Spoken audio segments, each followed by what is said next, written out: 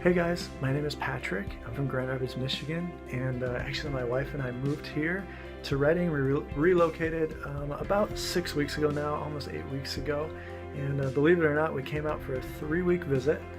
We were here visiting some family and friends, and the Lord just drew us into something so much deeper than we even expected. You know, for a couple of years, we have definitely felt a draw and a hunger to just come and experience, not only experience, but we actually desire to be equipped with and just filled and deposited with the culture that this house carries. And you know, just recently the Lord has transitioned us into a season and released us to be able to come, and but still we didn't expect to come and actually stay for this amount of time. But the Lord completely just turned our world upside down in the past couple of weeks, and here we are. And we're just in full trust mode, believing that He's leading us into what He's designed for us perfectly, whatever that looks like. And so we've just been reminded through this time about the verse in Matthew where the man found a treasure in a field, and he went and sold everything he had, and he went back and he purchased that field to attain that treasure. And the Lord has put us in a position. We actually sat on the couch in our Airbnb 2 nights before we were actually supposed to drive home, and we had to answer the question, did we get what we came for? And is the Lord releasing us to go back? And are we willing to be here and pay any price and stay at any cost?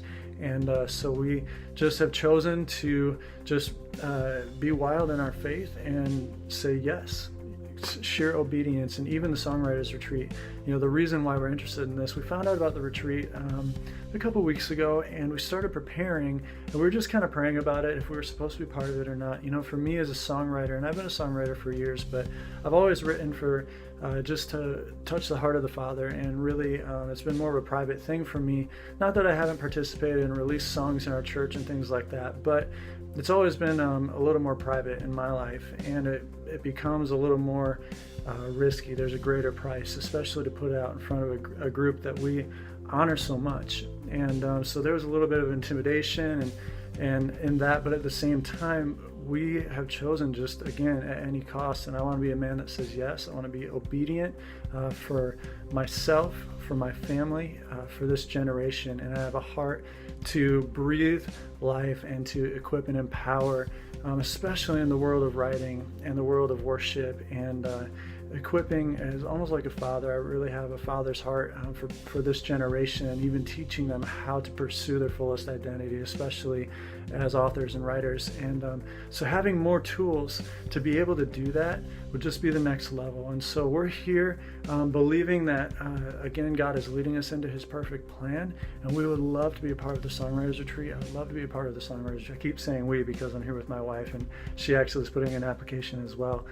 It's funny because tonight we actually went over to the Stirring in Reading, and we were filming for the videos for this application, and I was already out of my element, and I was, you know, singing along to the track on my laptop, and Paul McClure walks by on my left and around, and he's kind of looking like this. I'm not sure if it was more awkward for him or for me. Probably for me, I'm sure. But anyway, I had to keep my focus. So yeah, that made it a little more fun tonight. But anyway, yeah, we really hope that you're blessed by what you hear, and we bless you, and thank you so much for your consideration.